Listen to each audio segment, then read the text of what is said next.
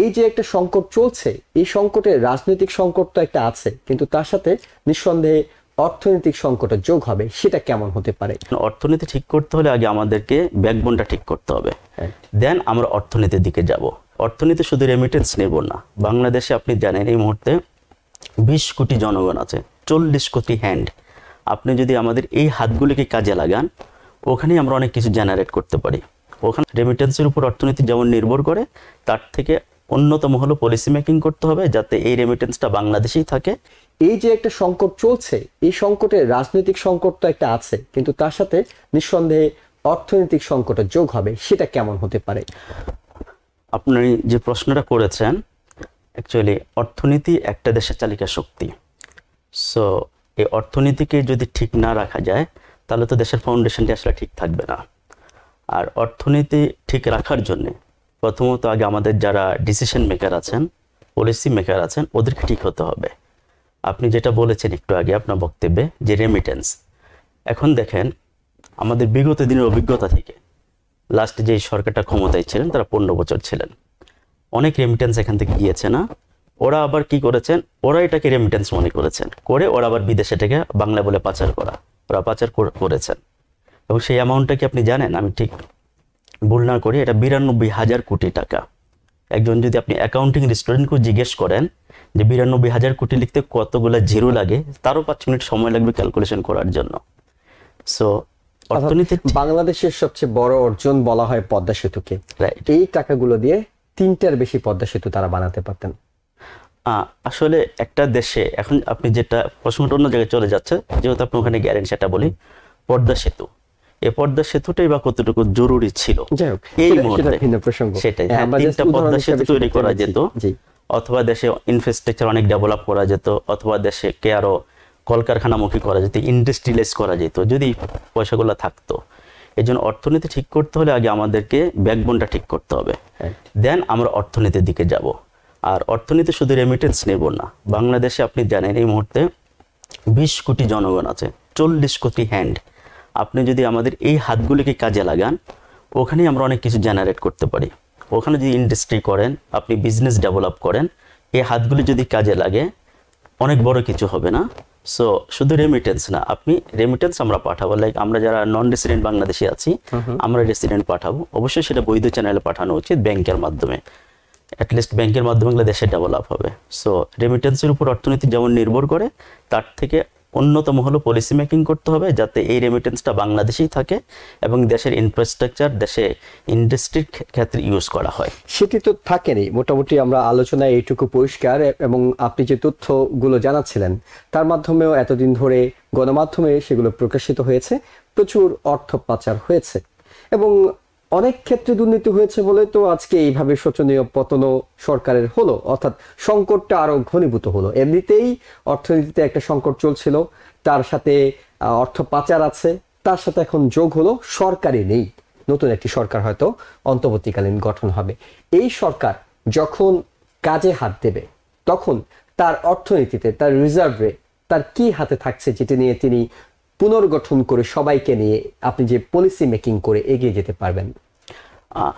আমাদের পূর্ববর্তী সরকার কি রিজার্ভ রেখে গেছেন এটা আপনারা জানেন, যেটা আমাদের বারবার আমাদের রিজার্ভ নিয়ে কথা হচ্ছিল, যে আমাদের রিজার্ভ একটা পর্যায়ে এসে $7 বিলিয়ন, $14 বিলিয়ন, $20 বিলিয়ন চলে আসছে। এই রিজার্ভটা আসলে কিভাবে থাকে এটা একটু এক্সপ্লেন করি, দেন আমি আপনার সাথে একটু সময় নিয়ে কথা বলি। একটা দেশ থেকে যখন আরেকটা দেশে আমরা এক্সপোর্ট ইম্পোর্ট ট্রেডিং বিজনেস করি, তখন ইউএসএতে একটা ব্যাংক আছে, ফেডারেল রিজার্ভ ব্যাংক। ওই ব্যাংকে এই ইন্টারন্যাশনাল ট্রেডিং করার জন্য কিছু ফান্ড জমা রাখতে হয়, যেটা হলো $7 বিলিয়ন। লাইক এটা রিজার্ভ ব্যাংকে থাকবে, এই টাকাটা আপনি কখনো টাচ করতে পারবেন না। কেন পারবেন না? লাইক আমি চায়না থেকে একটা মালামাল ইম্পোর্ট করবো বাংলাদেশে, সেটার জন্য এই রিজার্ভ ব্যাংকটা গ্যারান্টি হিসাবে থাকে। যখন আমরা ইম্পোর্টটা করি, ইম্পোর্ট করার পরে বাংলাদেশ থেকে আমরা পেমেন্টটা রিলিজ করে দিই। কোনো কারণে আমরা যখন রাষ্ট্রীয়ভাবে কোনো ইম্পোর্ট করি, like commodity item, it's like that, cordon হতে পারে, সুগার হতে পারে, এগুলো কমোডিটি আইটেম বলি, বেসিক আইটেমগুলো। এগুলোর পেমেন্ট যদি কোনো দেশ দিতে না পারে, তখন কি হয়, এর ফেডারেল ব্যাংক দিয়ে দেয়। আপনি জানেন এক পর্যায়ে এসে আমাদের এই ফেডারেল ব্যাংকে যে টাকাটা ছিল, এটা পর্যন্ত পূর্ববর্তী সরকারের হাত দেওয়ার প্রয়োজন হয়ে গিয়েছিল, কারণ তাদের রিজার্ভ ছিল না। আর রিজার্ভটা কেন নাই? কারণ হয়তো রিজার্ভটা অলরেডি বাইরে ট্রান্সফার করে ফেলছে। বিভিন্ন সময় আপনারা জানেন যে বাংলাদেশ ব্যাংক এটা সেটা হয়তো বা ওদেরই লোকজন জড়িত ছিল, ওরা কি করছে, এটা চুরি নামক একটা শব্দ ইউজ করে যে বাইরের লোকজন চুরি করে নিয়ে চলে গেছে $8 বিলিয়ন। ক্যান ইউ ইমাজিন, যেখানে $7 বিলিয়ন ইন্টারন্যাশনাল ট্রেড করার জন্য লাগে। সো এগুলো আগে সিকিউর করতে হবে। সিকিউর করার পরবর্তীতে যারা আমাদের নন রেসিডেন্ট বাংলাদেশি আছে, ইভেন বাংলাদেশে এই মুহূর্তে যারা ঋণগ্রস্ত লোক আছেন, লাইক এসএ পরিবহন, সরি এই টাইপের যে কোম্পানিগুলি আছে, বা আমাদের অন্যান্য যারা বড় বড় বিজনেসম্যান আছেন, প্রচুর টাকা লোন নিয়ে রেখে দিয়েছেন, ওরা যেটা লোনটা শোধ করতে পারতেছেন না, ওদের যেটা রিয়েল সিনারিওতে ক্যাপাসিটি আছে, কিন্তু আসলে ড্রামা করেন, তারা ঋণ খেলাপি হিসেবে নিজেদেরকে ঘোষণা করে দিচ্ছেন, ড্রামা করেন। সো এখন ঋণ খেলাপি ঘোষণা করার যে পলিসিটা, এটাও চেঞ্জ করা উচিত, যে আপনি এই টাকাটা কোথায় ইউজ করছেন, কিভাবে খরচ করে ফেলছেন, এটা কিন্তু দেশেই থাকার কথা, তাই না? এটা যদি আপনি আনলেস বাইরে পাচার না করে দেন, তাহলে কোথাও না কোথাও আছে, তাহলে ঋণ খেলাপি হয়ে যাবেন। ইজি না জিনিসটা, না? কিন্তু বাংলাদেশে যত সহজে আপনি ঋণ খেলাপি নিজেকে ঘোষণা করতে পারেন, এই জিনিসটা করা উচিত না। আমার এটা হলো যে অ্যাটলিস্ট ওই সমস্ত বড় বড় প্রতিষ্ঠান যারা এখন সেজে বসে আছেন, গত 15 বছর ব্যাংকের মালিক হয়েছেন, ব্যাংক, একটা ব্যাংক, দুটা ব্যাংক, তিনটা ব্যাংক, আপনি মিলে একজন ব্যক্তি 4টা ব্যাংকের মালিক, একজন ব্যক্তি 4টা ব্যাংকের মালিক। একটা ব্যাংক করতে লাগে 400 কোটি টাকা, যেটা আমাদেরকে পেড অফ ক্যাপিটাল জমা দিতে হয়, সেক্ষেত্রে ওরা 40,000 কোটি টাকার মালিক। ওরা দেখুন কতগুলি ব্যাংক ওরা উজাড় করে ফেলছে, না? সো এই টাকাগুলি আমাদের আগে রিজার্ভে আনা উচিত এখন। অর্থাৎ দুটো গুরুত্বপূর্ণ পরামর্শ আপনি দিয়েছেন। এক নম্বর, অর্থ পাচার যে কোনো মূল্যে বন্ধ করতে হবে, এটার জন্য যদি কোনো পলিসি পরিবর্তন করতে হয় সেটি করতে হবে।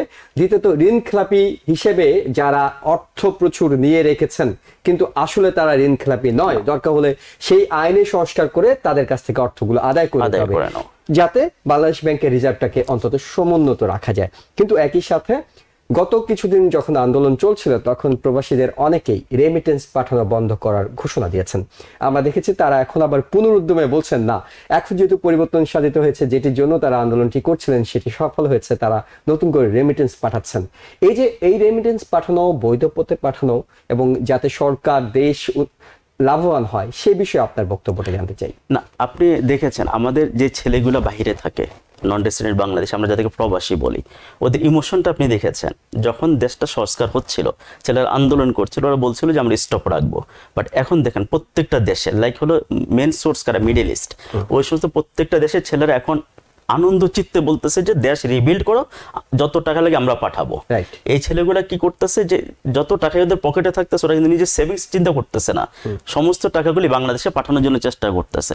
এখন যারা আমাদের তত্ত্বাবধায়ক সরকারে আসবেন, যারা পলিসি মেকার হবেন, এই ফান্ডগুলি নিয়ে যদি সঠিকভাবে ইউটিলাইজ করতে পারেন, একটা দেশ ডেভেলপ করতে বেশি সময় লাগে না, তো বেশি সময় লাগে। আপনার যদি রাইট পারসন, সুশিক্ষিত পারসন, স্বশিক্ষিত ব্যক্তি থাকে, যার ইচ্ছা থাকবে না আমি দেশটাকে রিবিল্ড করবো, যা হবার হয়ে গেছে, দ্যাটস ফাইন, আপনি এটা ফেরত আনতে পারবেন না, বাট এখন থেকে রিবিল্ড করবেন, দেন এই টাকাগুলোকে আপনার সঠিক কাজে ইউজ করেন। আপনি ব্রিজ করবেন, কালভার্ট করবেন, রোড হাইওয়ে করবেন, এগুলো লাগবে। পাশাপাশি আপনি ইন্ডাস্ট্রির দিকে অ্যাটেনশন দেন, অ্যাটলিস্ট আমার ওখানে যাতে কোনো আনএমপ্লয়েড না থাকে, লোকজন কর্মমুখী হয়। যখন আমার এখানে লোকজনের জব ক্রিয়েট হবে, আমার এখানে বেকার লোকজন থাকবে না, তখন ওইখান থেকে আমার ইনকাম জেনারেট হবে। ওই পয়সা দিয়ে আপনি তখন ব্রিজ, কালভার্ট, রোড সবকিছুই করতে পারবেন। একই সাথে বিদেশি সহায়তার যে বিষয়টি থাকে, আমরা দেখেছি আইএমএফ, বাংলাদেশ আইএমএফ এর কাছে অর্থ চেয়েছে, এবং সেটি নিয়ে কিন্তু নানা তাল বানা হচ্ছে, নানা শর্ত দেওয়া হয়, সংস্কারের জন্য নানা শর্ত দেওয়া হয়।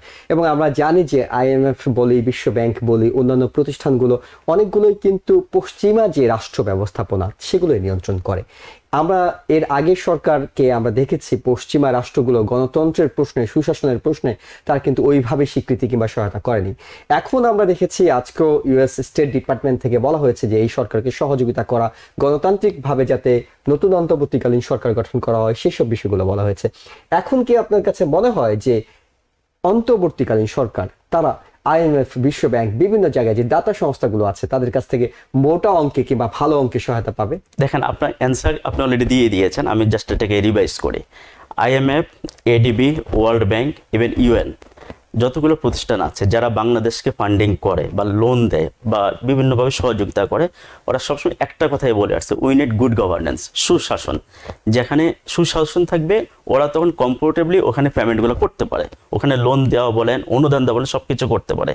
এই মুহূর্তে আমরা যেগুলো পাচ্ছি, লাইক যে 10 জন আমাদের তত্ত্বাবধায়ক সরকারের লিস্টে এসেছেন, যদি এটা ফাইনালি ডিক্লেয়ার হয়ে যায়, আমার ধারণা যেহেতু এই 10 জন ব্যক্তি সুশিক্ষিত মানুষ, এবং প্রত্যেকজনই হাইলি এডুকেটেড, আমার ধারণা ওরা অবশ্যই ভালো কিছু করবেন এবং অ্যাজ এ সাধারণ নাগরিক হিসাবে ওদের কাছে আমাদের প্রত্যাশা এটা থাকবে। আর ওখানে যদি কোনো করাপশন না থাকে বাংলাদেশে, অথবা ওখানে যদি আগের মতো কোনো ধরনের জটিলতা না থাকে, তখন এই সমস্ত বড় যারা প্রতিষ্ঠান পশ্চিমা বলেন আর যাই বলেন আপনি, হ্যাঁ, ওরা কিন্তু পয়সা নিয়ে বসে আছে। কি জন্য? এডিবি বলেন, Asian development bank, IMF, international monetary fund, অথবা যারা আছেন ওরা দিতে চায় আপনাদেরকে, কিন্তু আপনাদের ব্যর্থতা, আপনাদের পলিসিগুলো এরকম, আপনাদের কালচারটা এভাবে ডেভেলপ করে ফেলেছেন যে একটা করাপ্টেড কালচার, ওখান থেকে বের হয়ে আসতে হবে। যদি আপনি করাপশনটা থেকে বের হয়ে আসতে পারেন তাহলে তাদের বিনিয়োগে কোনো সমস্যা, ওদের বিনিয়োগে কিন্তু সমস্যা নেই। আরেকটা বিষয় আপনার কাছে জানি, সেটা হলো যে আন্দোলনটি চলেছে প্রায় 15 দিন, 20 দিন, 25 দিন ধরে আন্দোলনটি চলেছে। এই আন্দোলনের সময় আমরা দেখেছি ইন্টারনেট বন্ধ করে দেওয়া হয়েছিল, ফলে বিদেশি বায়ারদের সাথে যোগাযোগ করা সম্ভব হচ্ছিল না। অনেক ব্যবসায়ী বলছিলেন যে তাদের ব্যবসার অর্ডারগুলো বাতিল হয়ে যাচ্ছে এবং তারা তো আপডেট জানে না যে আসলে কখন পাবেন, কিভাবে পাবেন, কিংবা কেন পাচ্ছেন না। সেই সংকটগুলো তৈরি হয়েছে। একদিকে আউটসোর্সিং যারা করতো, যারা আইটি খাতে নিজেদের ক্যারিয়ার গড়ছিল, তারা বিঘ্নিত হয়েছে। একই সাথে ইন্ডাস্ট্রিগুলো খুবই বিঘ্নিত হচ্ছে। আসার কথা আগামীকালকে থেকে সেটি খুলে দেওয়া হচ্ছে। এই যে একটা ক্ষতি হয়ে গেল, অর্থাৎ মরার উপর খালগা, এমনিতে রিজার্ভ নেই, তার উপর আবার এই ধরনের একটা ক্ষতি, আন্দোলন এবং অন্যান্য বিষয়গুলো সবকিছু মিলে এই ক্ষতিটা পুষিয়ে তোলার জন্য, অর্থাৎ ডাবল শিফটে কিংবা কোন ধরনের কাজগুলো করা দরকার আপনার কাছে মনে হয়? ওকে, এখানে সবচেয়ে ইন্টারেস্টিং পয়েন্ট হলো যেটা একটু পলিটিক্যাল কথা বলতে হয় আর কি। একটা লোক কেমন হলে, কতটুকু দেশপ্রেমের অভাব থাকলে সে জানে যে বাংলাদেশ এই মুহূর্তে আইটিতে একটা জায়ান্ট কান্ট্রি হতে যাচ্ছে। আমাদের দেশে যে ফ্রিল্যান্সিং করে ছেলেগুলা আমেরিকান কান্ট্রির সাথে, ইউরোপিয়ান কান্ট্রির সাথে, ওরা প্রচুর টাকা ইনকাম করে, দেশের মধ্যে ইনকাম জেনারেট হচ্ছে, অথচ দেখেন ওরা কি করেছে, ইন্টারনেটটা বন্ধ করে ফেলছে। যাক, এটা খুবই দুঃখজনক, বাট এখন আমাদের এখান থেকে উত্তরণ করতে হবে, আমাদের এখান থেকে বের হয়ে আসতে হবে। সো আপনি যেটা বলেছেন শিফটিং, ডেফিনেটলি আমাদের যারা গার্মেন্টস ফ্যাক্টরিগুলি আছেন, যেটা বাংলাদেশের ফরেন ইনকামের ফার্স্ট সোর্স গার্মেন্টস, ওরা অবশ্যই যদি আমাদের ইলেকট্রিসিটি অথবা অন্যান্য কমপ্লায়েন্সগুলি ঠিক থাকে, আমাদের তত্ত্বাবধায়ক সরকার যারা আছেন কমপ্লায়েন্সগুলি মেনটেন করতে পারেন, ওরা ডাবল শিফটে কাজ করতে পারবে এবং অর্ডারগুলি উঠাইতে পারবে। যখন অর্ডারগুলি উঠাবে, আলটিমেটলি বায়াররা যখন বুঝতে পারবে যে বাংলাদেশে এই মুহূর্তে পলিটিক্যাল আনস্টেবল কোনো কিছু নাই এবং কান্ট্রিটা স্টেবল হয়ে গেছে, পলিটিক্যাল সিচুয়েশনগুলি গুড, এই বায়ারগুলিও কিন্তু তখন উৎসাহিত হবে না যে বাংলাদেশে এখন অর্ডার প্লেস করা যায়। অনেক অনেক ধন্যবাদ, আপনি অনেকগুলো গুরুত্বপূর্ণ পরামর্শ দিয়েছেন। আমরা জানি যে আপনার একটি হোম কেয়ার রয়েছে, অল কান্ট্রি হোম কেয়ার, যেটির আপনি সিও। আমরা হয়তো আজকে সেই আপনার হোম কেয়ার সার্ভিস নিয়ে হয়তো আমরা বেশি আলোচনা করতাম, কিন্তু দেশের প্রয়োজনে, দেশের মানুষের প্রয়োজনে কিংবা দর্শকদের চাহিদার কথা বিবেচনা করে আমরা রেখেছি আপনার কাছে। আমরা একেবারে 1 মিনিট হয়তো সময় পাবো। আপনারা কি ধরনের সেবা দিয়ে থাকেন অল কাউন্টি হোম কেয়ার থেকে? আমরা মূলত all county home care new York স্টেটের লাইসেন্সধারী একটা হেলথ হোম কেয়ার এজেন্সি। যে সমস্ত ব্যক্তি লাইক ক্রনিক্যাল প্রবলেম, লাইক 90 দিনের বেশি অসুস্থ থাকেন, এই সমস্ত ব্যক্তি তার বাসায় একজন কেয়ার গিভার পেতে পারেন এবং যেটার খরচ মেডিকেড, যেটা হেলথ ইন্স্যুরেন্স কোম্পানি কভার করে থাকে। এখন একজন বাবা অথবা মা যদি অসুস্থ হয়ে থাকেন, তখন তার সন্তান তাকে টেক কেয়ার করতে পারেন। একজন সন্তান যখন টেক কেয়ার করে, তার ফাইন্যান্সিয়ালি প্রফিটটা কোথায়? সে তো বাইরে জব করতে পারতো, এখন বাইরে জব না করে সে যখন তার বাবা মাকে সহজ হেল্প করবে, কেয়ার গিভার হিসেবে কাজ করবে, তখন মেডিকেড তাকে একটা স্যালারি দিয়ে থাকে, হুইচ ইজ $21.09 পার আওয়ার।